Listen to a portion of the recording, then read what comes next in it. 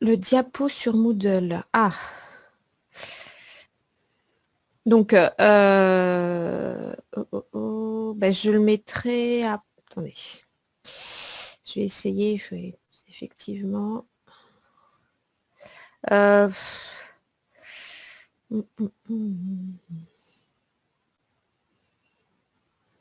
Bon, alors, du coup, je continue à discuter pendant que je prépare ça. Donc, je vous disais que donc, ce cours permet d'explorer voilà, une thématique qui va être abordée en TP. Cette technique d'immunoprécipitation, c'est quand même pour une raison assez mystérieuse, une notion que vous avez du mal à aborder, qui est plus complexe que probablement elle ne vous semble, et voilà, qui mérite qu'on s'y attarde. Alors, voilà, ça va venir hein, pour le cours, j'ai essayé. J'ai généré le PDF et on va essayer de le mettre sur Moodle. Le Moodle. Je ne m'étais pas connectée à Moodle. Allez-y.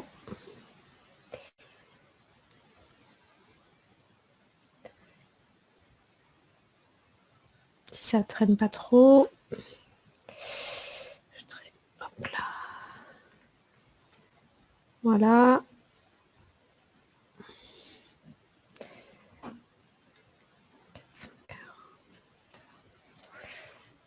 Voilà. Voilà. Bon, je le mets au-dessus, au début, en vrac.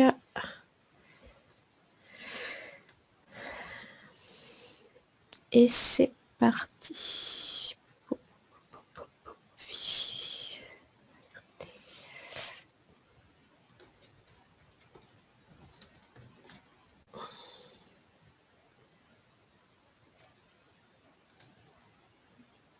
J'y suis presque.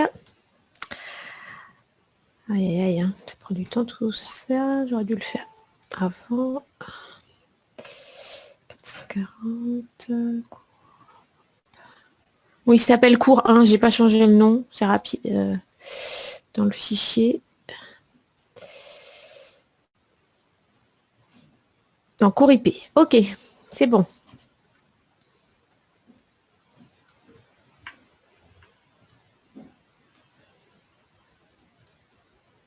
Voilà, donc on est revenu sur l'écran. J'ai perdu le chat. On va y arriver. Allez-y. Bon, alors ça, on l'enlève. Donc, alors, de quoi s'agit-il? Alors, je voulais tout d'abord replacer un petit peu les choses avec ce schéma un peu simple.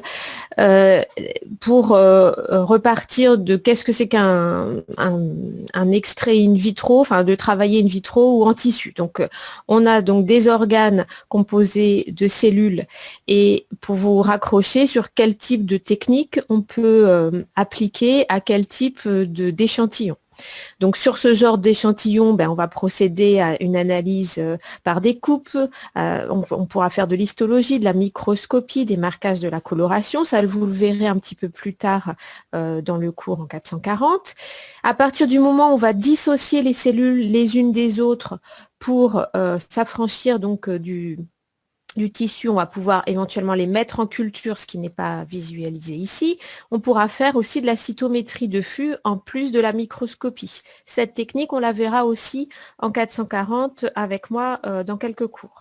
Et puis, à partir du moment où on va lyser les cellules, on va pouvoir avoir accès aux macromolécules.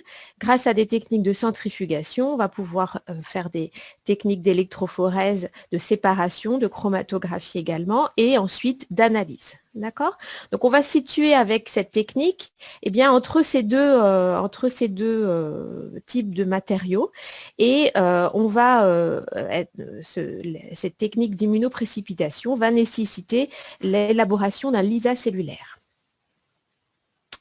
Alors, grâce à cette technique, on va pouvoir précipiter des protéines particulières et analyser elles-mêmes, ces protéines, et leurs partenaires d'interaction, qui vont être soit des protéines, soit parfois des acides nucléiques, on le verra très rapidement à la fin du cours.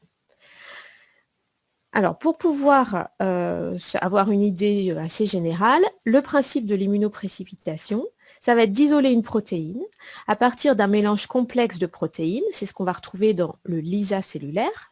Un mélange complexe de protéines, ça veut dire que j'ai un ensemble de cellules, je vais cliver les membranes et pouvoir avoir accès à l'ensemble des éléments, des macromolécules qui sont à l'intérieur des cellules. Des cellules, et même on peut aller jusqu'au niveau des organites qui pourront être lysés également. Donc, grâce à la préparation d'un lysat cellulaire, on va isoler une protéine parmi l'ensemble de toutes les protéines qu'on retrouve au niveau des cellules par interaction spécifiquement avec un anticorps et grâce à une centrifugeuse. Alors, on a donc, avec cette expérience, des objectifs et des contraintes. Il y a des milliers de protéines dans les cellules. On va vouloir précipiter seulement une protéine d'intérêt pour pouvoir, quand je dis les étudier, ça va être relativement, c'est de la biochimie là qu'on va faire, c'est-à-dire vraiment regarder, l'identifier, identifier éventuellement des modifications post-traductionnelles qu'elle contient, identifier des partenaires. OK ? On va pouvoir éventuellement procéder également à des expériences de séquençage. On le verra à la fin. Bon. Mais la contrainte, c'est qu'une protéine ne peut pas sédimenter. Si vous avez généré un lysat cellulaire, que vous avez sorti les macromolécules des cellules, qu'elles sont dans un tube, et que si on veut en sédimenter une, eh bien une protéine ne peut pas sédimenter toute seule, sauf avec une force de centrifuge très, très, très importante. Et donc, on va s'affranchir de cette difficulté en utilisant des anticorps particuliers et des protéines particulières pour cette technique. Je vais vous raconter tout ça donc, dans ces 3 diapos qui arrivent. Tout d'abord, le lysat cellulaire qui doit être préparé pour effectuer cette expérience d'immunoprécipitation. On parle aussi d'extrait protéique brut ou d'extrait brut. D'accord ? Vous en avez peut-être déjà préparé, alors du coup non avec le Covid. Le TP fractionnement l'année dernière, pour ceux qui se rappellent de leur L1, peut-être que certains l'avaient fait, je ne me souviens plus, vous pouvez me dire par où on avait, ok. Alors, dans ce TP, normalement, on utilise des tissus végétaux, hein, de pommes de terre, et on va broyer ces pommes de terre, on va préparer donc un extrait brut et un lysat. Bref. Alors, donc on peut partir de tissus, de larves de drosophile, comme vous ferez en TP, de tissus animaux, de foie, de cerveau, ou de tissus végétaux, des pommes de terre. Ou on peut partir de cellules en culture qui sont dans des boîtes telles que vous en avez pu observer. Dans le TP, non plus. Aïe, aïe, aïe, ça va être dur. Dans des boîtes de culture. Bref, on a cet échantillon d'ensemble de cellules. Par une action mécanique, on imagine un broyeur, hein, quand c'est des tissus un petit peu durs, un broyeur que vous pourriez avoir dans votre cuisine. L'action surtout de détergent. Hein, je vais vous signaler les choses importantes. Hop, voilà. Avec ça, pardon. Donc, on va liser grâce à l'action de détergent et une action mécanique. Donc, les cellules s'ouvrent, libèrent leur contenu. On a donc un lysat un peu tout à fait avec une solution assez dense et assez complexe. On met dans ce tampon de lisse, je vous l'ai dit, des détergents. Vous vous rappelez, j'espère que les détergents vont permettre de former des micelles avec les phospholipides. La particularité des détergents, c'est d'avoir une partie hydrophobe et une partie ionique, polaire ou polaire. Et donc ici, on utilise des détergents non ioniques, par exemple le NP40, qui est assez commun. On va ajouter un tampon ou quelque chose qui permet de maintenir un pH autour de 7, le tris-HCl a cette utilité. On va utiliser par exemple de l'EDTA qui va permettre de piéger le calcium, et le calcium, il est important pour la cohésion des cellules entre elles. Donc on veut, en faisant cet extrait protéique, dissocier les cellules et casser les membranes plasmiques pour sortir les éléments, les macromolécules qui sont dedans. Donc, une fois qu'on a préparé ce lisa, qui est très riche et dense, on va procéder à une étape de centrifugation. Pourquoi? À 20 000 G, pour pouvoir éventuellement se débarrasser des débris membranaires qui auraient subsisté pendant cette action de mécanique et de détergent. D'accord? Donc, on a au final un culot qui contient des débris membranaires après la centrifugation. Et dans le surnageant, on va récupérer toutes les macromolécules. Vous voyez, on a tourné, on a fait une centrifugation à 20 000 G. On accélère 20 000 fois la force de gravité. Et pourtant, ça n'a pas permis de faire descendre au fond du tube la majorité des macromolécules qu'on va chercher en fait à isoler. D'où, et 20 000 G, c'est à peu près les vitesses des centrifugeuses que vous utilisez en TP ou que vous utiliserez. Vous voyez? Donc, il va falloir qu'on utilise un subterfuge pour, parmi l'ensemble des macromolécules qui sont là, en faire sédimenter certaines seulement au fond du tube. Vous m'interrompez si vous avez des questions, si vous avez des choses, s'il faut que j'aille plus vite ou moins vite. Enfin, voilà, n'hésitez pas. Hein. Est-ce que ça va? Vous êtes toujours avec moi? Ok. Oui. Ok. Attention au micro. Alors, juste ce graphique pour vous représenter ce que je viens de dire en fait, hein, que vous savez que quand on applique une force de gravité, les éléments descendent, hein, on connaît ça depuis bien longtemps. Et on peut représenter un graphique avec le coefficient de sédimentation en fonction de la densité. Donc, le coefficient de sédimentation, ça va être un coefficient, en quelque sorte, ça représente la capacité d'un élément à être sédimenté, d'une molécule à être sédimentée. Ça va dépendre de sa forme, de sa taille, de sa densité et aussi de la viscosité du tampon dans lequel cette molécule est présente. Et au final, si on fait ça, vous voyez que forcément les organites ont un coefficient de sédimentation, vont pouvoir sédimenter plus vite, évidemment, que des molécules. Hein, ils sont forcément plus denses, ils sont forcément de plus grosse taille, donc c'est un élément important dans le coefficient de sédimentation, même s'ils n'ont pas une grande densité. Enfin bref, le point que je voulais vous montrer, hein, c'est que les protéines solubles, normalement, il faudrait les faire sédimenter avec une vitesse supérieure à 100 000 G pour qu'elles puissent descendre au fond du tube. OK, parce qu'elles ont on leur applique un faible coefficient de sédimentation et elles ont une faible densité. C'est les molécules les plus qui ont une densité plus petite, même par rapport aux acides nucléiques que vous avez déjà vus. Bon. Là, je pense que j'ai bien enfoncé le clou. 100 000 G, c'est des centrifugeuses tout à fait particulières. Et donc, on n'a pas ça en TP et vous allez pourtant l'utiliser. Donc, qu'est-ce qu'on fait? Je vous rappelle la contrainte. On a des milliers de protéines dans des cellules. On veut précipiter seulement les protéines d'intérêt pour pouvoir ensuite en faire quelque chose. Et une protéine ne peut pas sédimenter, sauf avec une force centrifuge, on a dit, autour de 100 000 G. Alors, qu'est-ce qu'on fait? Une solution.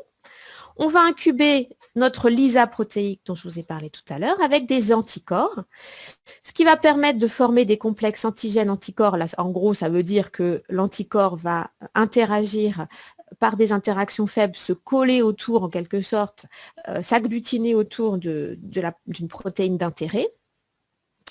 Et ces anticorps, on va les lier à d'autres protéines qui s'appellent les protéines A ou les protéines G, qui ont une capacité d'interaction avec ces anticorps. Et ces protéines A ou ces protéines G, on les lie, on les raccroche à des billes de cépharose, d'agarose ou à des billes magnétiques. Et donc, ça va considérablement alourdir le poids du complexe. Et ça va permettre, finalement, quand on fait une centrifugation, de récupérer la protéine d'intérêt. Donc, la protéine d'intérêt, que je pourrais mettre ici. Hein. Est-ce que ça va, la notion d'anticorps, de cible spécifique, d'interaction, tout ça, c'est bon? Ouais. Ok. Donc, vous savez qu'on détourne les machineries de défense immunitaire des animaux en général et que l'on va faire produire des entreprises de biotechnologie qui font produire des anticorps spécifiques contre telle ou telle protéine, alors des protéines humaines ou des protéines, des différents modèles de recherche animaux qu'on peut retrouver et qui les vendent. Voilà. Bon. Alors, donc au final, avec l'utilisation de cela, on va pouvoir, à partir d'un extrait brut, si on a une protéine chérie ici que j'ai dessinée en rouge, on va pouvoir finalement avoir une interaction entre les anticorps, la protéine chérie, on va alourdir l'anticorps avec cette bille liée aux protéines A ou G. On peut parfois mettre des anticorps directement liés aux billes. Et puis on va procéder à une centrifugation, c'est ce que montre ici cette flèche ronde, autour de 20 000 G, de 10 000 G même, ça suffira. Et puis, on va avoir dans le culot les protéines qui ont sédimenté. Au-dessus, on aura donc dans le surnageant les éléments qui n'ont pas interagi avec l'anticorps et possiblement, probablement, les autres protéines, celles qui ne nous intéressent pas. OK ? Ça, c'est des grandes lignes, sachant qu'il faudra vérifier qu'on ne retrouve pas quand même certaines protéines d'intérêt dans le surnageant et qu'on va vérifier par des témoins que l'on ait bien précipité au moins la protéine d'intérêt. Alors, avant d'aborder la notion des témoins, toujours mon petit animal là, qui réfléchit et qui se dit, mais finalement, dans ce que vous nous dites, si les cellules ne sont pas bien lysées, s'il y a des morceaux de membrane non désagrégés par l'action du détergent, ces membranes, elles vont sédimenter au fond des tubes parce que vous nous avez dit précédemment que dès qu'il y avait des membranes, ici les organites, le coefficient de sédimentation, la vitesse avec laquelle les éléments vont descendre sous l'action de la force de gravité, cette vitesse de sédimentation, elle est beaucoup plus importante pour les organites. Donc s'il reste des organites, on va se retrouver dans notre culot ou des morceaux de membrane à avoir des éléments qui sont pas ce qu'on attend. C'est pour ça que quand je vous ai parlé de la préparation de l'extrait brut, je vous ai dit on va clarifier. Enfin, je ne vous l'ai pas dit spécialement, c'était sur la diapositive et je vous l'explique maintenant. Donc on va d'abord centrifuger à une vitesse plus importante que celle qu'on utilisera lors de l'immunoprécipitation. Et ça nous permet donc de faire sédimenter les débris cellulaires et c'est vraiment ce surnageant éclairci que l'on va utiliser pour mettre les anticorps.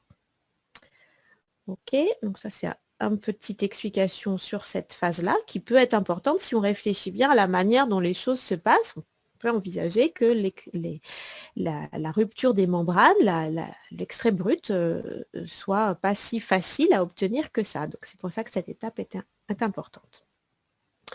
Alors, on va essayer de travailler un petit peu ensemble là sur un exemple. Alors ici, on a les résultats d'une expérience d'immunoprécipitation qui a été réalisée à partir d'un extrait brut donc on va s'intéresser à une protéine qui s'appelle UTMP. Et c'est des tissus qui ont été lysés, mais les cellules qu'on a utilisées, elles ont d'abord été incubées avec un acide aminé radioactif. On a fait un marquage métabolique ici. Bon, c'est une particularité de cette expérience-là. On a mis des anticorps anti-UTMP pour faire l'immunoprécipitation, des billes couplées, et puis on va pouvoir analyser le contenu du culot, où on retrouve normalement les protéines immunoprécipitées, et le surnageant également pourra être analysé. Alors, dans un premier temps, avant de s'intéresser à ça, on va vérifier tout d'abord notre extrait brut. Et donc, on le dépose sur un gel, on fait une autoradiographie puisque les protéines sont marquées grâce à cet acide aminé qui contient des isotopes radioactifs, et on observe plein de bandes, plein de protéines qui sont présentes, et donc un peu un bazar pour identifier certaines. Quand on dépose donc une fraction du culot, c'est ici, c'est avec le puits AB, parce qu'on a mis un anticorps. AB, c'est pour antibody en anglais. Et donc, on va finalement pouvoir détecter une protéine qui aura été immunoprécipitée et donc sélectionnée à partir de l'extrait brut. OK ?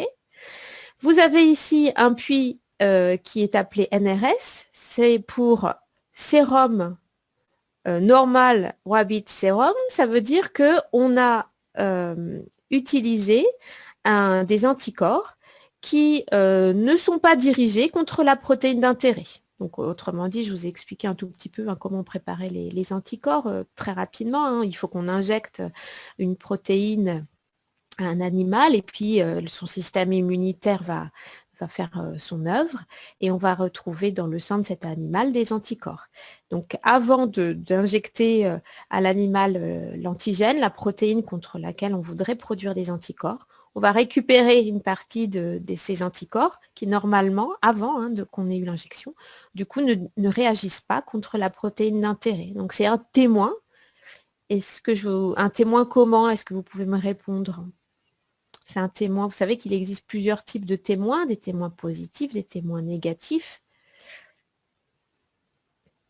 Ici, si on utilise des anticorps qui, a priori, ne sont pas dirigés contre la protéine d'intérêt, merci, c'est un témoin négatif. Et donc, on est censé ne pas retrouver, quand on utilise ces anticorps témoins négatifs, de protéines d'intérêt ici. Okay. Donc, il faut le vérifier et il faudra aussi le vérifier en faisant une électrophorèse que l'on n'ait rien. Donc ici, l'expérience est-elle concluante finalement?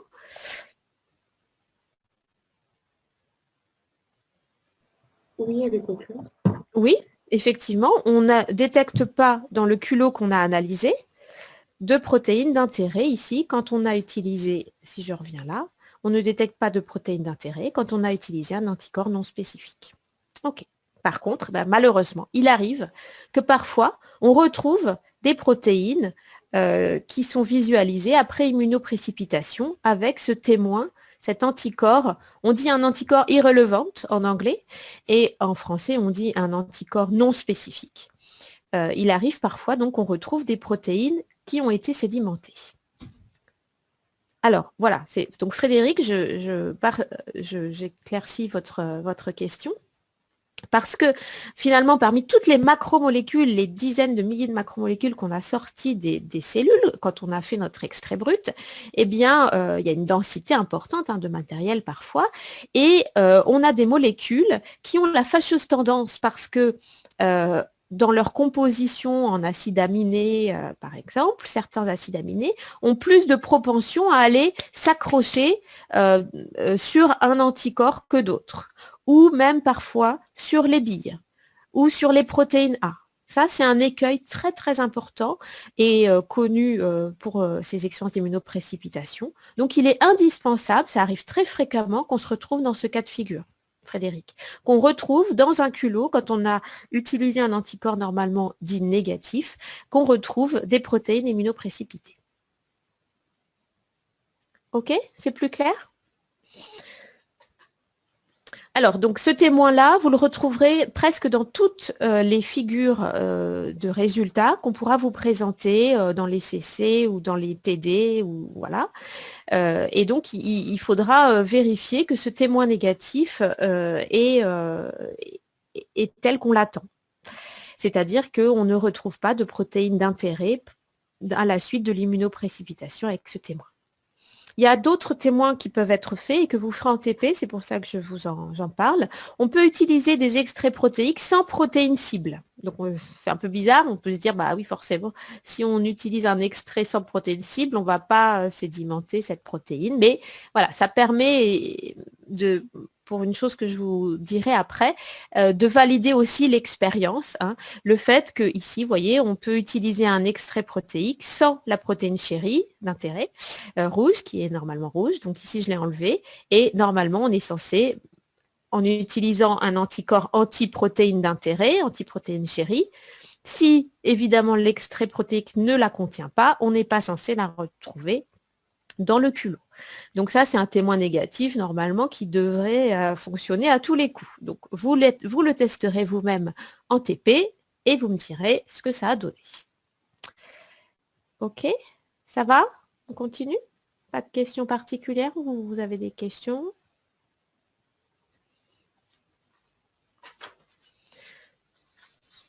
OK.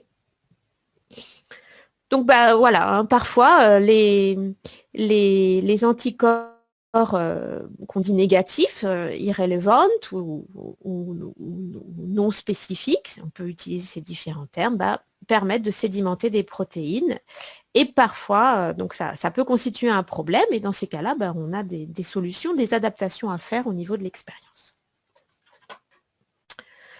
Comment est-ce qu'on peut ajuster, hein, s'il y a des témoins négatifs qui ne sont pas aussi négatifs qu'on voudrait? Parfois, c'est parce qu'on a pu mettre trop d'anticorps en présence de l'extrait but ou trop de protéines A, protéines G liées aux billes. Du coup, ça force un peu des choses, ça génère des interactions un peu de manière artificielle. Donc, on peut adapter ces concentrations. On peut aussi adapter les concentrations en sel, en ion dans la solution ou changer de détergent. Voilà, on peut faire des adaptations. Ici, je vous ai mis une petite liste de tous les détergents non ioniques qu'on va pouvoir utiliser éventuellement pour faire ces expériences, pour que vous ayez une vision un petit peu plus large que le NP40. Le triton, vous l'utilisez souvent en TP. Je pense que vous l'utiliserez probablement dans ce TPIP. Hein, vous regarderez la nature du détergent qui est utilisé. Il y a des chances que ce soit du triton.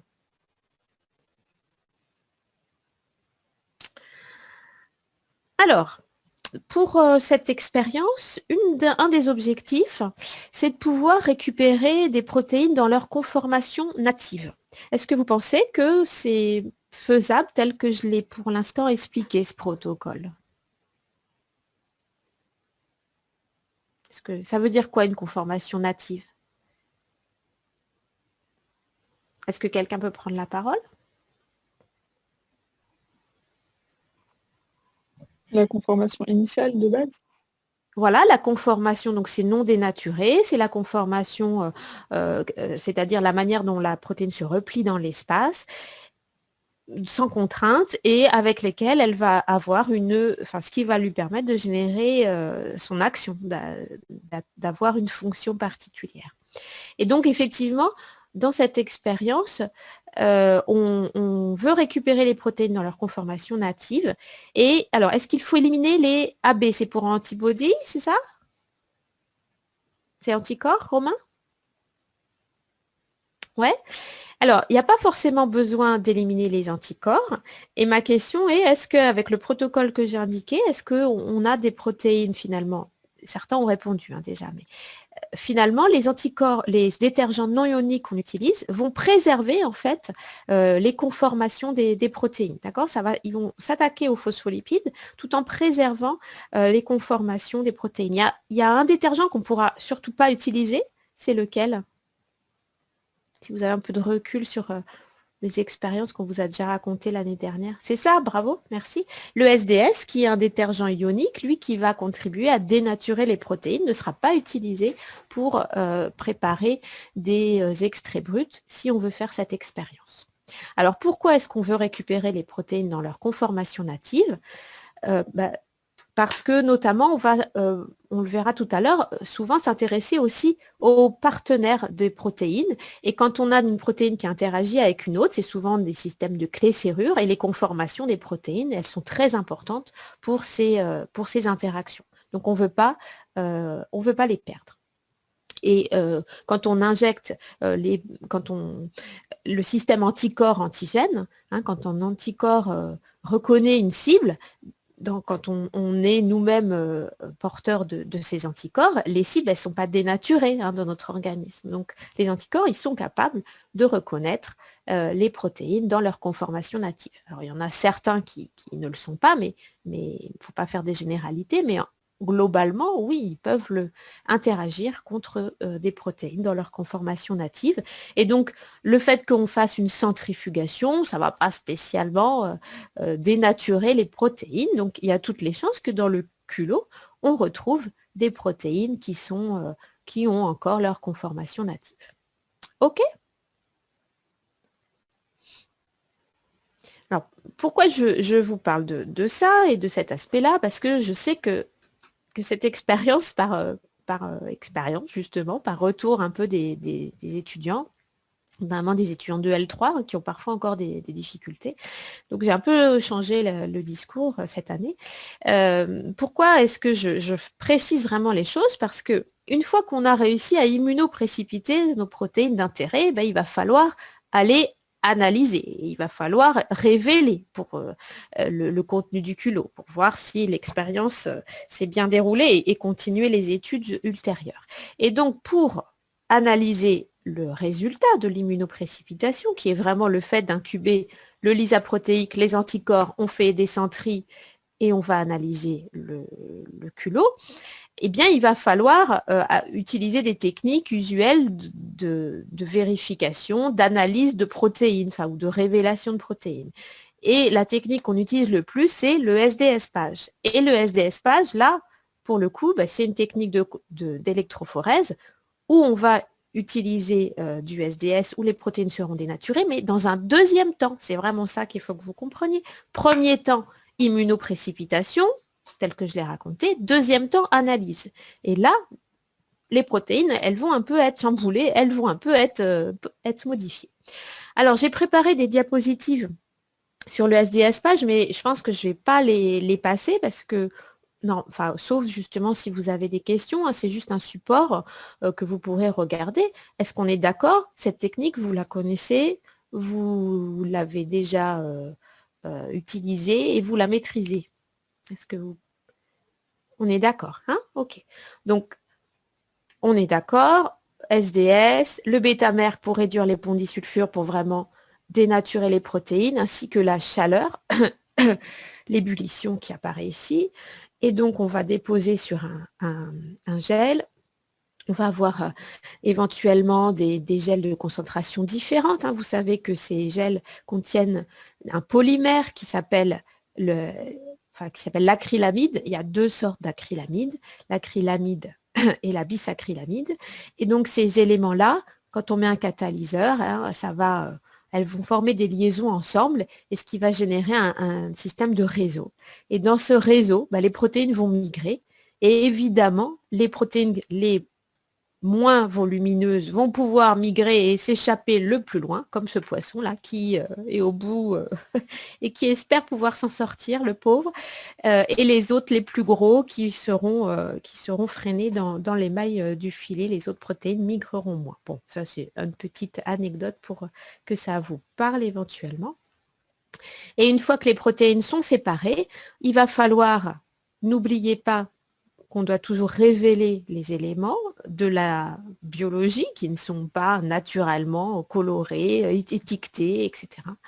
Donc, on va révéler en utilisant soit en incubant le gel dans du rouge ponceau, dans du bleu de Comassie, dans du nitrate d'argent.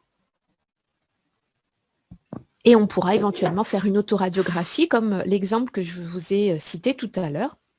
Si les protéines avaient incorporé un précurseur radioactif, on parle d'acide aminé ici, par exemple, de la méthionine S35, qui contient du soufre radioactif et dont on va pouvoir révéler la présence au sein de la macromolécule. Ça va pour là? Pas de questions? C'est bon? Ok. Alors, juste là sur... Ici, bah, il y a eu un exemple de fait et finalement, à partir de l'extrait brut, on voit qu'on a quelque chose qui est beaucoup plus clair, hein, c'est normal, seules certaines protéines ont été sédimentées. On voit qu'il y a deux bandes majoritaires ici, si on révèle par exemple avec le bleu de Comassie. Ces bandes majoritaires, je ne sais pas si certains ont déjà l'idée de ce que ça peut être. Et je voulais juste vous dire que l'extrait brut peut parfois s'appeler l'input, hein, c'est la totalité de ce qui a été mis au départ. C'est pour ça qu'on utilise ce terme en anglais, que vous ne soyez pas surpris. Donc, c'est deux protéines majoritaires qu'on retrouve dans le culot de l'immunoprécipitation. Et bien, ça va être des chaînes d'anticorps, les chaînes lourdes et légères des anticorps. Je ne sais pas si on y reviendra tout à l'heure. Alors, une fois qu'on a séparé les protéines et dans le SDS-PAGE pour observer le contenu du LISA, eh bien, on va vouloir vérifier spécifiquement peut-être plus spécifiquement qu'ici, parce que là, c'est pas simple d'identifier quelle est la protéine d'intérêt parmi éventuellement ces quelques bandes, ces quelques protéines qui auront été immunoprécipitées. La technique de choix, ça va être souvent de faire un Western blot parce que ça permet de vérifier par des anticorps qu'on a bien telle protéine précisément dans notre SDS page. Alors, la technique du Western blot, est-ce qu'elle est, est-ce que vous vous en rappelez? C'est peut-être un peu moins frais. Oui, tout le monde?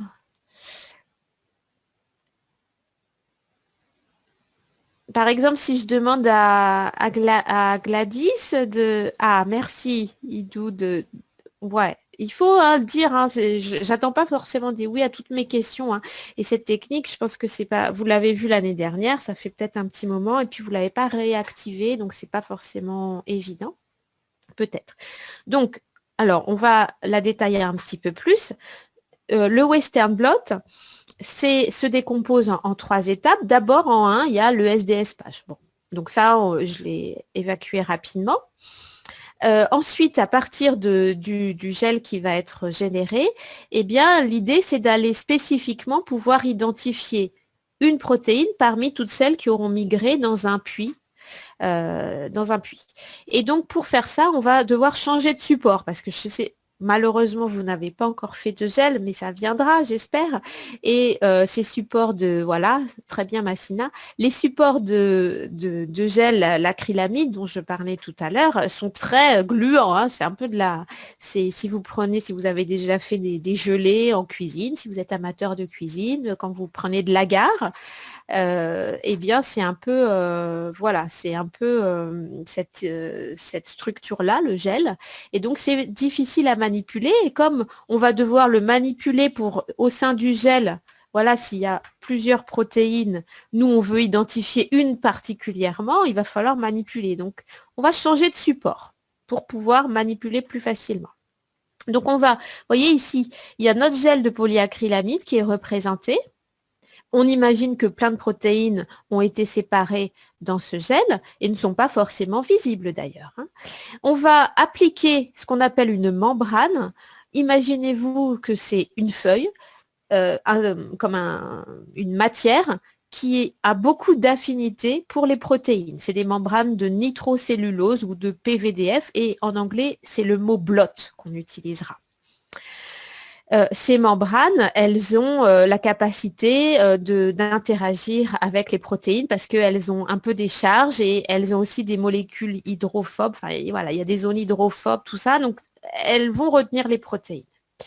Et donc, on va appliquer notre gel sur la membrane. On va générer un courant électrique du plus vers le moins pour que les protéines qui sont chargées négativement dans cette technique, je vous rappelle, du moins vers le plus, je veux dire, pour que les protéines qui sont chargées négativement puissent se diriger vers le pôle plus et donc quitter le gel pour aller s'appliquer sur la membrane.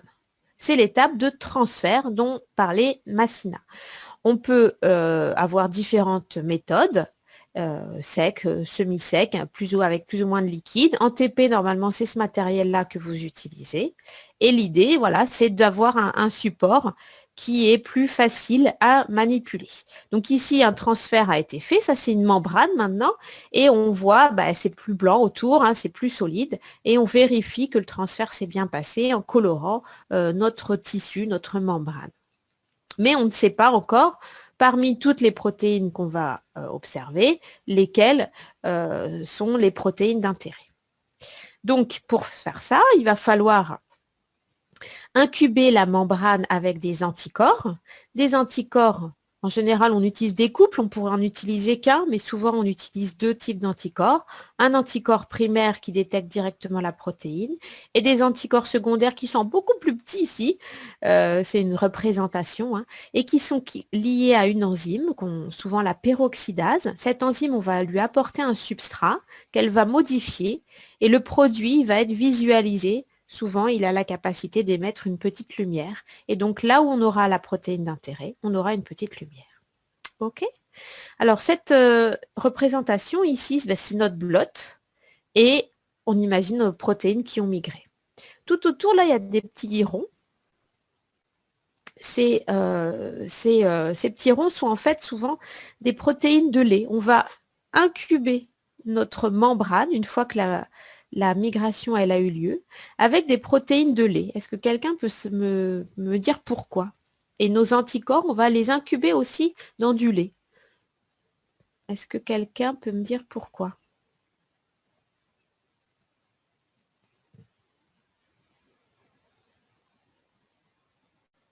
Personne?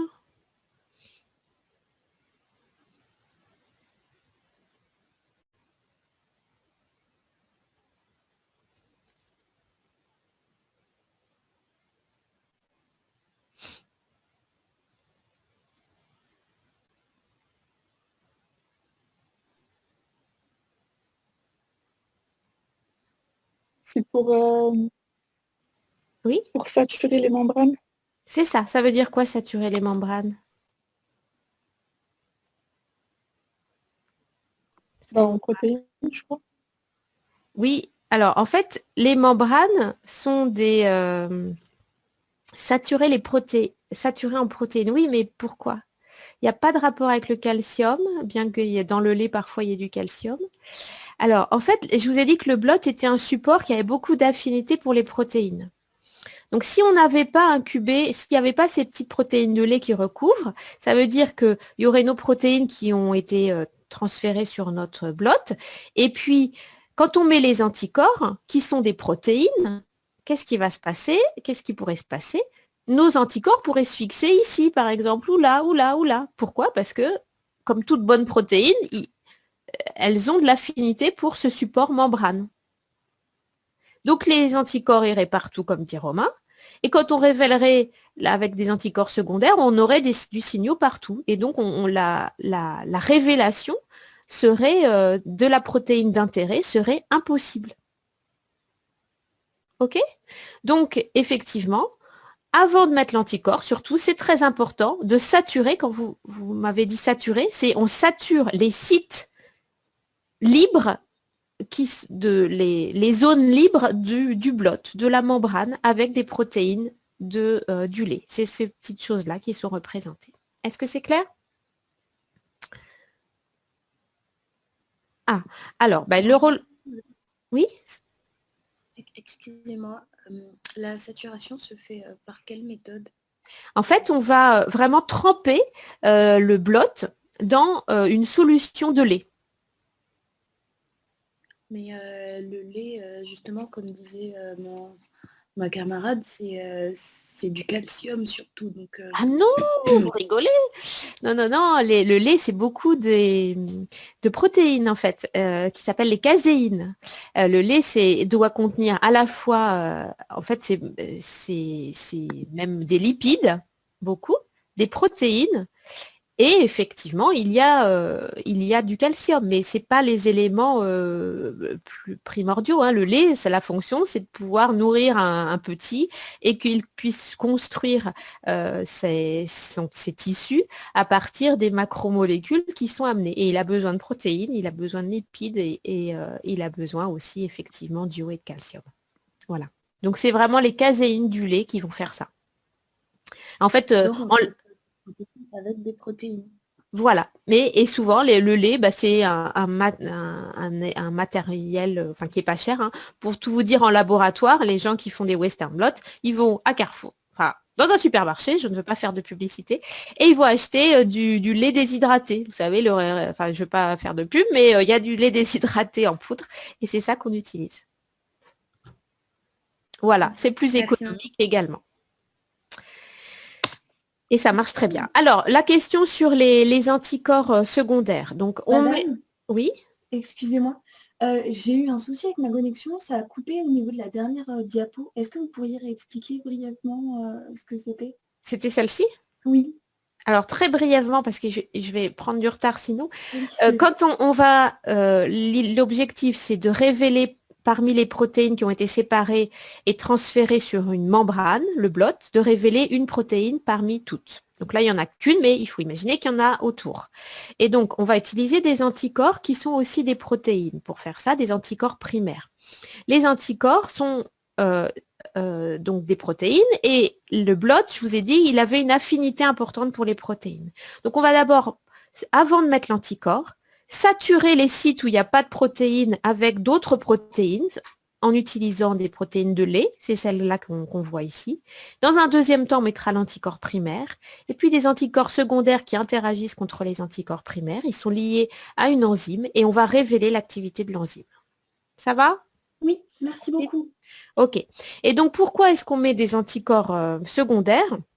Donc, c'est ce qui est là parce que, contrairement à ce qui est dessiné ici, sur un anticorps primaire peuvent interagir parfois plusieurs anticorps secondaires et ça permet en fait souvent d'amplifier le signal d'utiliser des anticorps secondaires. Parce que sinon, on pourrait utiliser des anticorps primaires directement accrochés avec l'enzyme. Il n'y a rien qui s'oppose à ça. Je n'ai pas trop compris les anticorps secondaires, ce qu'ils disaient, du coup, ils sont radioactifs. Alors, ils peuvent être parfois être radioactifs, mais très souvent, ils vont être soit couplés donc, à un élément radioactif ou le plus souvent, liés à l'enzyme, parce que quand on amène un substrat particulier à cette enzyme, quand on incube notre blot avec un liquide qui contient le substrat, l'enzyme, si elle est là où elle est là, elle va modifier ce substrat et le transformer en produit coloré qu'on va pouvoir visualiser. OK? D'accord, merci. D'accord? Et vous voyez, là, il y a 2 anticorps secondaires contre un anticorps primaire. S'il y avait juste un anticorps primaire avec juste une enzyme ici, ben, on aurait éventuellement moins de signal. Là, on peut, avec les anticorps secondaires, amplifier du coup le signal. C'est plus clair? OK. Donc, on révèle, et ici, on a révélé une protéine d'intérêt parmi éventuellement celles qui auront été sédimentées. Hein. On revient, je vous raccroche là avec l'immunoprécipitation. Là, l'expérience avec le témoin négatif où on ne révèle rien, cette expérience a donc marché, comme on le pensait. Alors, voilà un schéma que vous pourriez avoir en tête pour quand on fait le Western blot. La symbolique, c'est en transparent, c'est le support gel. J'ai mis en violet le support blot. Et donc l'intérêt, voilà, c'est de détecter une protéine parmi l'ensemble, avec une sensibilité hyper importante du Western blot. C'est pour ça qu'on l'utilise très souvent sur Western blot. Bon, je ne vais pas passer plus de temps là-dessus, sauf s'il y avait une question particulière. C'est bon?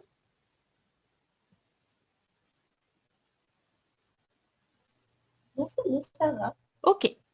Alors, donc notre petit singe revient parce qu'il se pose quand même des questions et il se dit si on ne peut pas utiliser d'anticorps spécifiques d'une protéine donnée.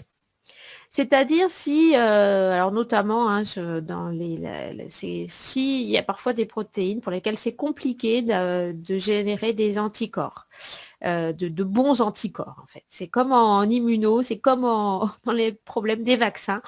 C'est pas forcément facile toujours, et on le sait combien, de pouvoir parfois générer une réaction et de produire des bons anticorps contre des antigènes. Donc, dans ces cas-là, on peut travailler un peu différemment et utiliser des protéines étiquetées. J'espère que vous ne perdez pas le fil du cours. Je vous parlais de l'immunoprécipitation. Dans l'immunoprécipitation, il y a cette notion que des protéines vont être sédimentées dans un culot et qu'on va avoir des protéines qui vont être dans le surnageant qui n'auront pas interagi avec les anticorps et qu'on va devoir révéler ce qu'il y a dans le culot. Et donc, on en est là. Comment révéler, comment être sûr que l'expérience a bien marché. Donc, on peut utiliser des protéines étiquetées. Les protéines étiquetées, je ne suis pas sûre que vous en ayez trop entendu parler, mais il faut quand même que je vous en parle un petit peu parce que c'est quand même fréquent, et notamment en TP. Ouais.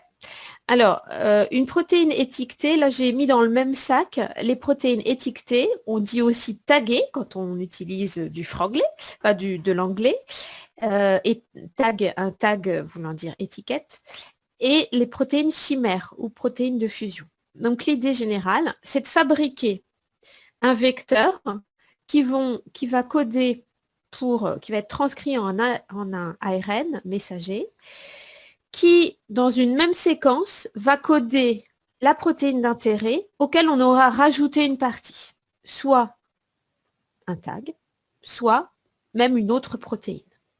Cet ensemble de protéines étiquetées ou protéines chimères, eh bien, elle va pouvoir du coup, en général, plus facilement être visualisée par le biais de la partie qu'on aura rajoutée.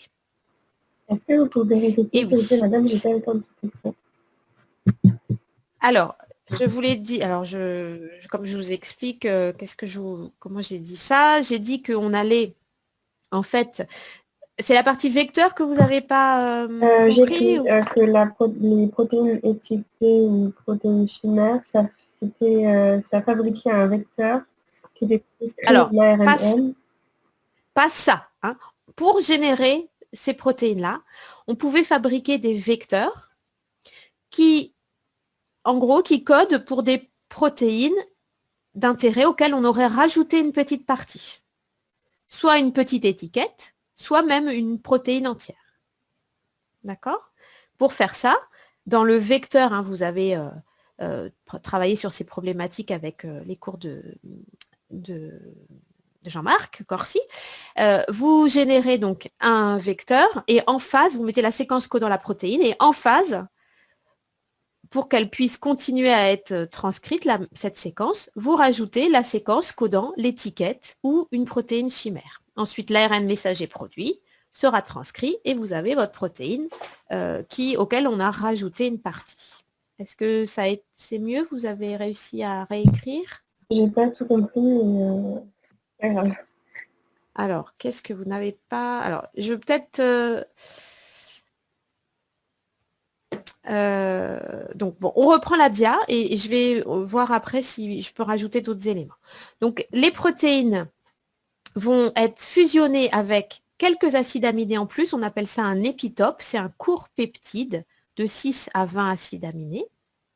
Où elles vont être fusionnées avec de la GFP, pas souvent, vous l'utiliserez, ou de la GST. GST, ça veut dire glutathion S-transférase.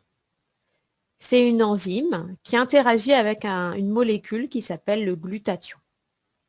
La GFP, c'est Green Fluorescent Protein, ça vous le savez, c'est une protéine qui fluoresce en vert.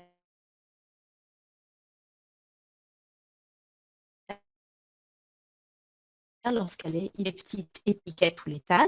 Ça va être MIC, achat, histidine, ça c'est les 4 types d'étiquettes les plus fréquentes. Je vous ai mis ici la petite séquence, vous voyez que c'est assez court, hein, cette petite séquence en plus qu'on ajoute, enfin, qu'on va retrouver dans la protéine étiquetée. C'est vraiment quelques acides aminés supplémentaires. Et ces acides aminés, en général, on a à disposition des anticorps anti-étiquette. Donc par le biais de l'étiquette, on va révéler l'ensemble de la protéine. Du coup, ça veut dire qu'il y a la protéine cible, plus l'épitope, plus une protéine marqueur. Alors, non, il y a 2 cas. Soit on utilise, si ça c'est ma protéine d'intérêt, vous voyez ce que je dessine là ou pas? Oui, ouais, d'accord. Donc la protéine qui aura été produite, il y a une petite partie qui contient, par exemple, une étiquette, ou alors dans la protéine au final qui aura été produite, il y a une plus grosse partie qui est la GFP, et ça c'est la protéine d'intérêt. Ça va? Donc du coup, c'est l'un ou l'autre. Oui, en général, c'est l'un ou l'autre. Enfin, il y a des cas particuliers, mais en général, c'est l'un ou l'autre. Donc, pourquoi est-ce qu'on utilisera ça? Souvent parce qu'on va développer des anticorps spécifiques juste de cette partie-là, et comme la protéine d'intérêt est fusionnée avec le tag, on va révéler l'ensemble grâce à ces anticorps anti-achat, par exemple. Ou alors, on va visualiser la fluorescence de la GFP et du coup, on pourra se dire, ah ben, ma protéine d'intérêt, elle est présente à tel endroit. C'est une protéine un peu modifiée, certes, mais là j'ai un peu poussé le bouchon. En général, la protéine GFP, elle est beaucoup plus petite par rapport à la protéine d'intérêt. Hein, d'accord? Juste une dernière question. Oui. Donc, du coup, ça veut dire que le vecteur, c'est quoi? C'est l'ensemble du coup de la protéine cible. Le vecteur contient la séquence codant l'ensemble de la protéine cible plus la séquence codant l'étiquette ou la GFP ou la GST. D'accord. Du coup, quand le vecteur il est fabriqué, ensuite il est transcrit en ARNM. Voilà, dans un seul ARNM, c'est ça. D'accord, merci. Alors, par exemple, justement, ces vecteurs qu'on peut utiliser, là, je vous ai montré, je vous donne des exemples un peu commerciaux. Hein. On peut les fabriquer, mais bon. On va utiliser des vecteurs qui contiendront un promoteur qui permet de gouverner la transcription de ce qu'il y a en aval. Et on va retrouver la séquence codant une étiquette qui va être placée en phase avec des éléments qu'on va introduire grâce au site de multiclonage, ce que vous avez fait un peu déjà en cours. Okay, et comme ça, vous aurez une séquence codant en phase qui va être générée jusqu'à un codon stop. On aura la fin de la transcription. Là, il y a également des signaux POLIA, donc l'ARN qui va être généré va pouvoir être maturé. Et on aura une transcription au final de la protéine d'intérêt avec au bout cette petite étiquette. Ici, le tag, il est placé en N-terminal. Hein, la séquence codant, elle est placée en amont de la séquence codant la protéine. Et on a des vecteurs aussi où on peut générer des étiquettes en C-terminal. Ça va? Donc, vous retrouvez par exemple ici un petit morceau de cette séquence-là avec la séquence de codant le petit tag, achat. En début, forcément, il y a un ATG qui va permettre le démarrage de la traduction et puis de la transcription, pardon, et puis on a ensuite le séquence de multicloning. OK? Pas de questions par rapport à ça? Et donc c'est bien pratique parce que comme ça, parfois on n'a pas à utiliser des anticorps si on n'arrive pas à les générer.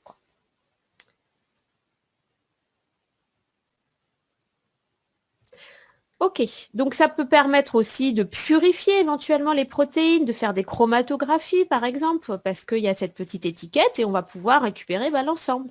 Alors il y a même des séquences, des constructions où on va pouvoir cliver le tag, se séparer du tag pour générer une protéine dépourvue de l'étiquette. Et puis, là, des exemples, on va pouvoir visualiser grâce à la GFP la protéine d'intérêt. Des questions? Donc, il faudra, alors peut-être certains se disent, le fait de rajouter une étiquette, ça va peut-être changer un peu la fonction de la protéine. Peut-être que ça peut altérer sa fonction propre. Je ne sais pas si certains se demandaient ça. Zoé, oui, vous vous posez cette question? Oui? Ouais, c'est une très bonne, c'est une très bonne question.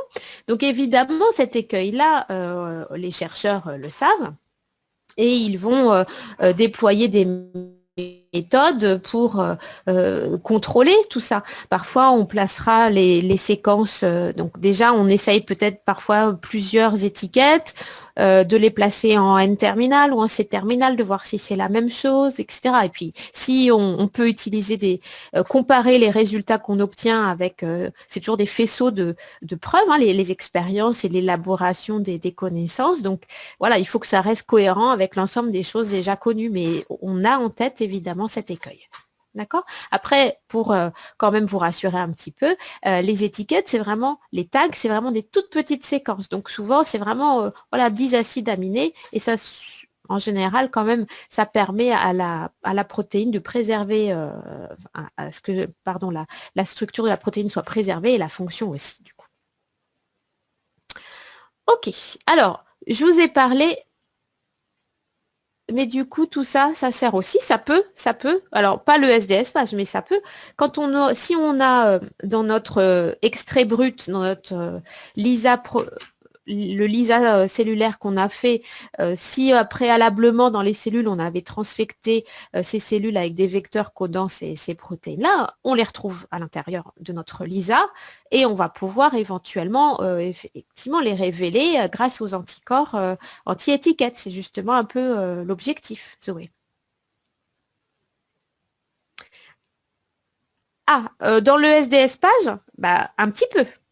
Voilà, il y a une séquence en plus, donc la protéine qui contient une étiquette, forcément, elle est censée migrer un petit peu moins par rapport à une protéine qui n'en contiendrait pas, tout à fait. Puisque c'est vraiment un ensemble, un même ensemble hein, qu'on a généré. Alors, donc quand c'est une petite étiquette, ça fait quelques petits, un peu de... ça fait, on va dire, 1 kilo Dalton, 2 kilos Dalton en plus.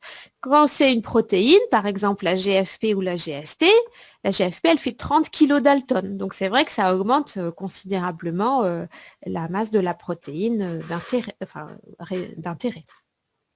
Alors, pourquoi est-ce qu'on utilise la GST? Alors, c'est ce que... Ces protéines chimères, protéines d'intérêt GST, elles sont utilisées pour faire ce qu'on appelle des expériences de GST pull-down. Alors, dans cette expérience, elle a quand même de fortes similarités avec l'expérience d'immunoprécipitation. C'est pour ça que j'en arrive à elle. Pourquoi? Parce que grâce à cette protéine chimère, on va pouvoir révéler on va pouvoir précipiter certaines cibles. Je vous explique. Imaginons que dans nos cellules, on ait introduit un vecteur codant une protéine d'intérêt fusionné avec cette GST. OK? Donc, elle est là, notre protéine d'intérêt. Elle contient une partie GST et une partie protéine d'intérêt. On va utiliser ce système, en général, en utilisant des billes ou des colonnes éventuellement de chromatographie qui se lient à du glutathion. C'est les petites boules rouges, le glutathion. On va donc ainsi stabiliser un complexe bille, le glutathion. Je vais écrire glutathion parce que je ne sais pas, il n'y a pas de légende là-dessus. Voilà, ça c'est le glutathion. Il est écrit en bas, madame. Ah oui, c'est ça, pardon. Mais pas sur le... Voilà. Donc, il est là, le glutathion. C'est le ligand de la protéine GST. Ligand de quoi hein? Je devrais préciser quand même. J'abuse. Ligand de GST, c'est le glutathion. Ça va? Et GST, c'est glutathion S-transférase. Vous comprenez que cette protéine, puisqu'elle doit transférer quelque chose sur le glutathion, elle se lie au glutathion. Donc, bref, on a donc immobilisé notre protéine chimère, GST, protéine d'intérêt, et on va incuber en fait ces éléments-là avec un autre LISA protéique, avec un LISA protéique.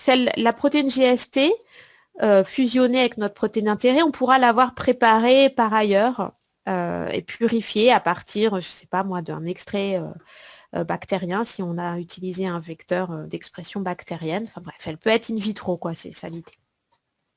Donc, on incube notre protéine GST, protéine d'intérêt liée au glutathion, avec le LISA cellulaire. Et qu'est-ce qui va se passer? Si des protéines interagissent avec la protéine d'intérêt, ces petits amas-là de couleur, elles vont interagir et vont être retenues un petit peu par rapport à tout le reste du LISA qui va s'écouler ou qui ne va pas être retenu par les billes. Et donc, quand on aura précipité, grâce aux billes, on aura sélectivement, finalement, retenu la protéine d'intérêt, GST, et les protéines partenaires. Pour récupérer ces protéines partenaires et les débarrasser, se débarrasser de la bille, on va incuber, on va éluer en mettant des grandes quantités de glutathion libre et on va faire une compétition entre ces molécules-là et celles-là et on va donc récupérer les protéines d'intérêt et leurs partenaires. OK? Est-ce que ça va à peu près, cette expérience de GST pull-down?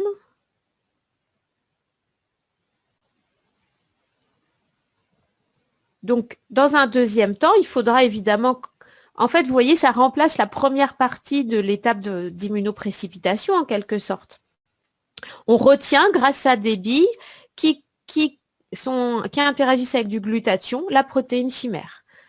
Dans l'expérience d'immunoprécipitation, on retenait avec un anticorps. Là, on retient grâce au ligand des protéines GST. Dans un deuxième temps, il faudra analyser. Donc, la dernière étape, c'est d'analyser les éléments qui ont été retenus, qui ont interagi avec la protéine chimère GST, protéine d'intérêt. Et on va faire des analyses en général, soit de Western blot, enfin très fréquemment, de Western blot. On va donc faire migrer ces différentes protéines dans un SDS page. Première étape, transférer les protéines. Deuxième étape, révéler les protéines partenaires. Troisième étape.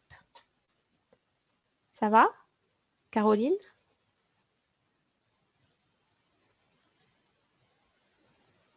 Ok. Mais du coup, madame, dans cette expérience, c'est quoi qui est vraiment ciblé? C'est la protéine X ou c'est les protéines partenaires? Alors, dans cette expérience, c'est vraiment la recherche de cibles, donc des partenaires. D'accord. D'accord? Puisque finalement, la protéine d'intérêt, on sait qu'elle est là, c'est l'expérimentateur qui l'a introduit dans l'expérience. Ici, d'accord?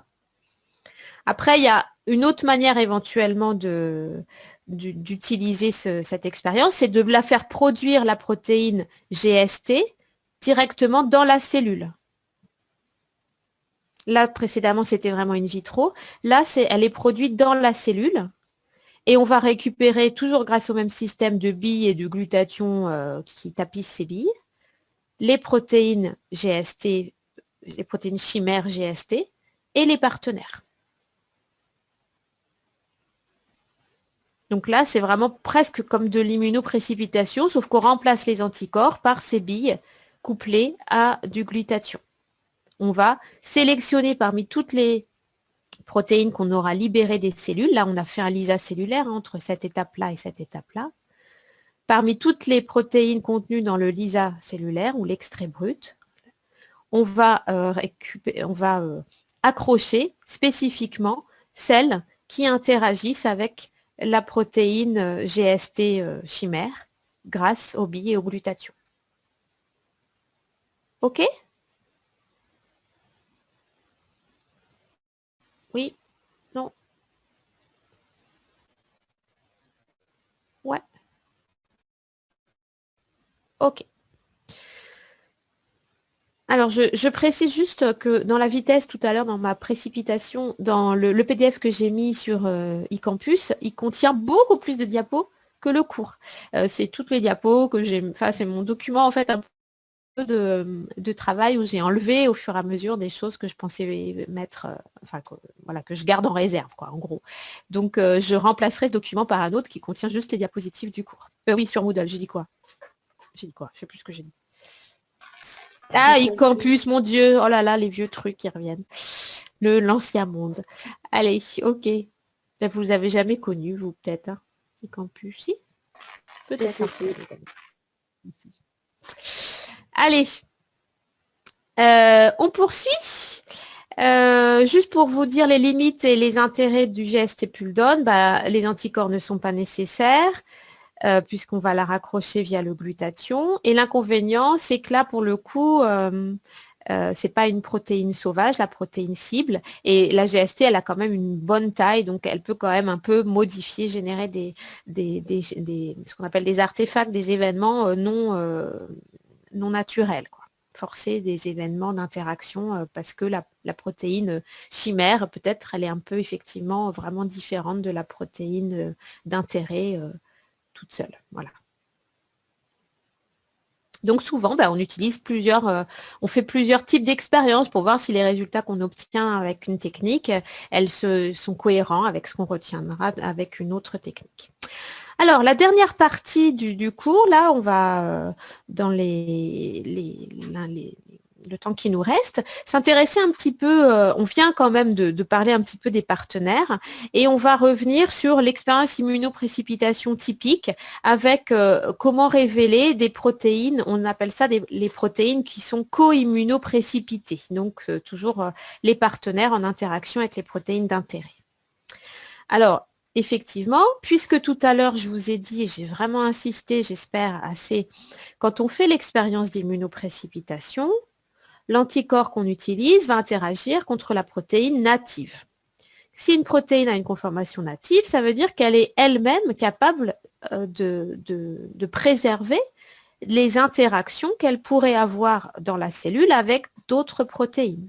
Donc ici, j'ai visualisé le fait que la protéine d'intérêt, en fait, elle est en interaction avec une autre qui est une protéine verte.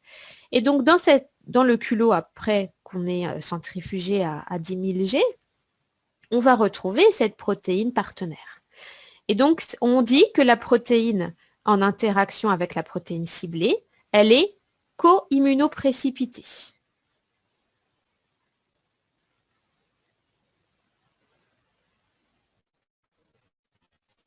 Précipité. D'accord? Celle-là. Et donc, souvent, c'est vraiment les protéines co-immunoprécipitées qui, quand on fait cette expérience, on veut s'intéresser et en apprendre sur sa fonction. Alors, je vous mets un exemple ici. Alors, juste avant de voir l'exemple, juste pour vous dire que j'avais posé cette question tout à l'heure. Quand on récupère le culot, il y a non seulement la protéine d'intérêt, les protéines partenaires, mais aussi nos anticorps qui sont des protéines.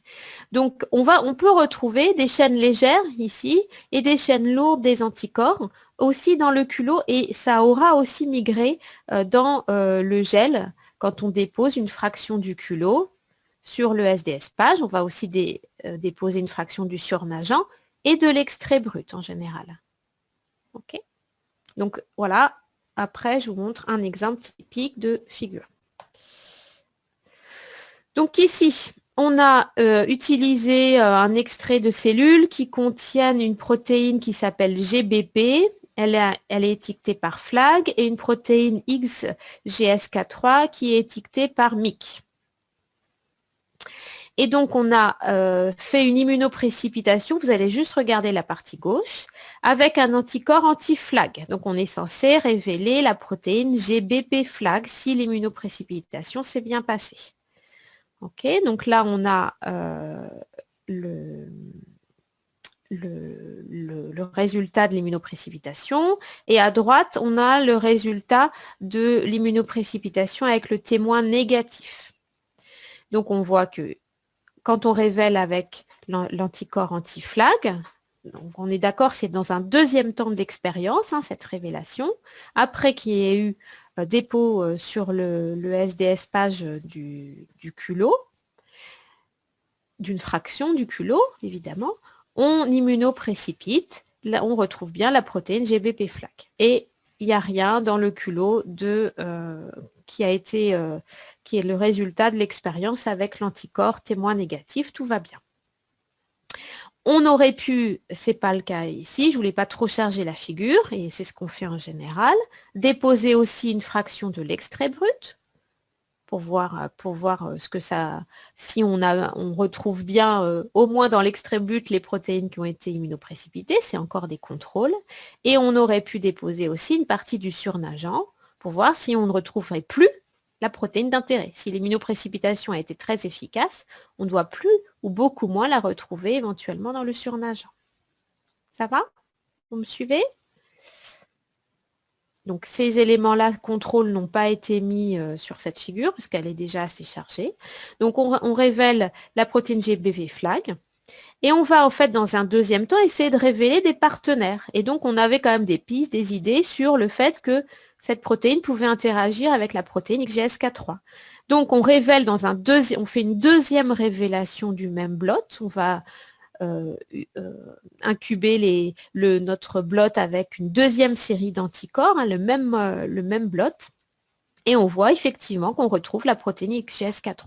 Donc on a bien dans le même culot la protéine cible et la protéine partenaire. Et cette protéine partenaire, ce qui est intéressant, c'est qu'on ne la retrouve pas non plus dans le témoin négatif.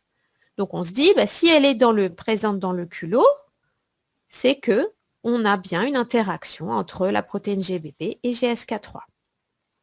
Est-ce que ça va? Je vous ai demandé juste de regarder la partie gauche de ce gel. Ici, en fait, c'est une expérience complète où il y a eu vraiment plusieurs choses qui ont été déposées sur le même gel. Ça va jusque-là, cette première étape? Je vous ai perdu? Ouais? Ok. Si vous vous ai perdu, vous me le dites, évidemment. Ce n'est pas une question. J'attends pas forcément des oui à chacune de mes questions. On peut faire ici l'expérience inverse ou à partir du même extrait brut, puisque c'est toujours une fraction qu'on utilise. On va incuber avec des anticorps anti-MYC. Vous voyez, c'est ça que ça veut dire, ça. IP anti-flag anti-MYC, ça veut dire la première étape de l'IP, de l'immunoprécipitation. On a utilisé des anticorps anti-flag, mais on peut aussi, dans un autre tube, évidemment, mettre des anticorps anti-MYC. Les anticorps anti-MYC, c'est ceux qui permettent de révéler éventuellement la présence du partenaire. Si on immunoprécipite le partenaire, on devrait pouvoir révéler aussi GBP flag dans ce cas. Et c'est ce qu'on voit. Elle est bien présente dans le puits où on a déposé le résultat de l'immunoprécipitation anti-MYC. La protéine d'intérêt, la protéine partenaire. Et on vérifie, dans la deuxième révélation, on a bien immunoprécipité effectivement des bonnes quantités de protéines MYC. Alors, je vous mets, donc ici, j'ai essayé de redécomposer cette figure. J'ai conscience que là, c'est peut-être beaucoup d'un coup. Vous y reviendrez. Je vous conseille de revenir sur cette partie-là.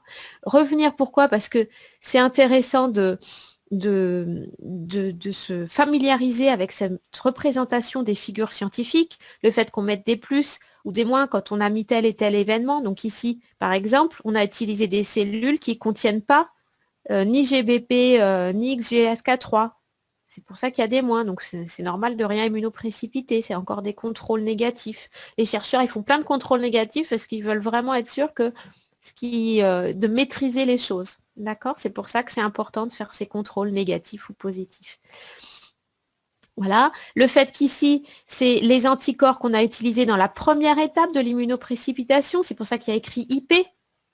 Et puis ici, qu'est-ce que ça veut dire, ce troisième carré? Ça veut dire c'est les anticorps qu'on a utilisés finalement dans vraiment la partie terminale de toutes ces expériences, dans la partie où on veut révéler. Donc après le SDS page, le Western blot. Et on a utilisé des anticorps anti-flag pour révéler le blot, puis après on fait une deuxième révélation ici avec l'anticorps anti-MYC. Ok, donc je vous laisserai refaire ça. Je vous ai mis le résultat de l'expérience complète qui est visualisé ici et essayez de bien comprendre ce que ça veut dire tout ça. D'accord? Si vous avez des difficultés, vous pouvez m'envoyer un mail via Moodle, éventuellement des questions, etc. D'accord?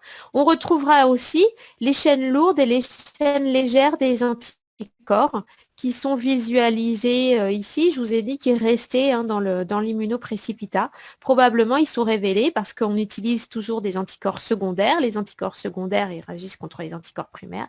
S'il y a des chaînes d'anticorps qui ont été retrouvées dans le blot, on va les révéler.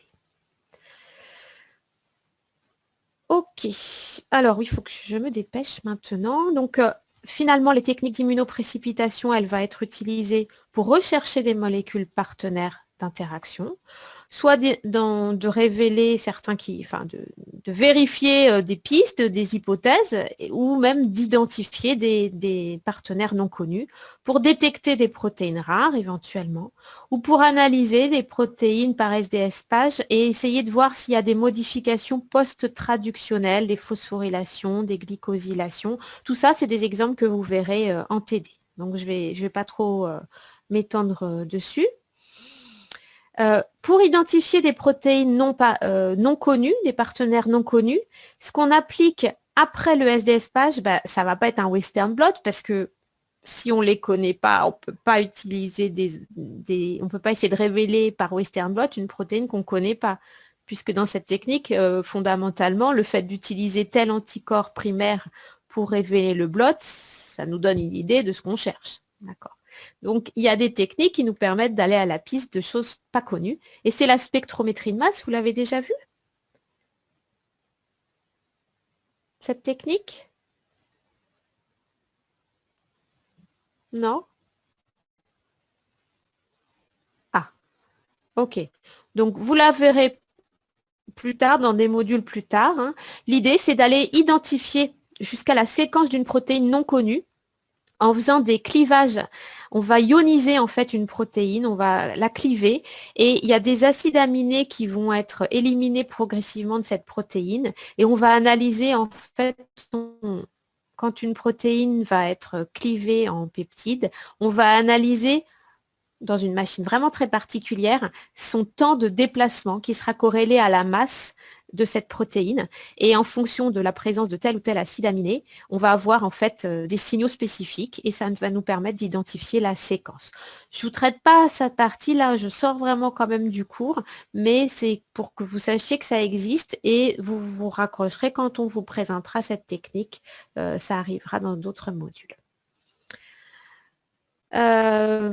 Voilà, et je vais terminer juste, bon là j'avais mis un exemple de l'utilisation de l'immunoprécipitation pour identifier des... on va déjà révéler la protéine d'intérêt, est-ce qu'elle a été immunoprécipitée?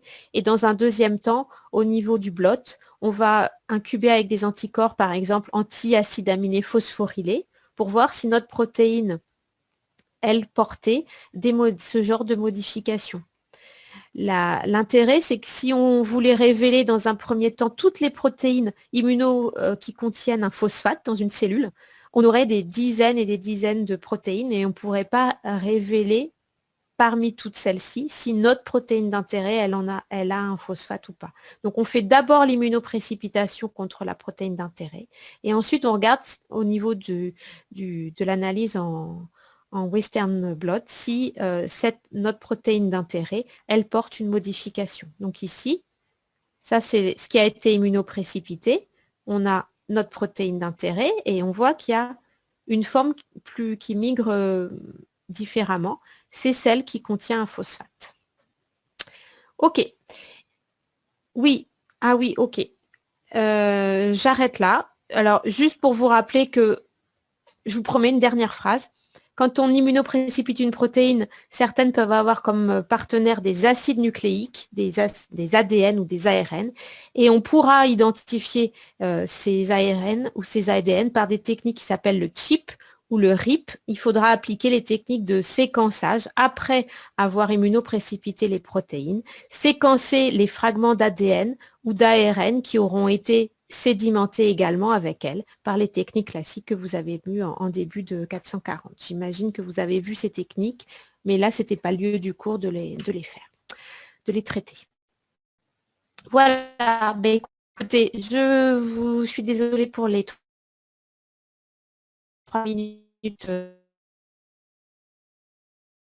et bien t'aider.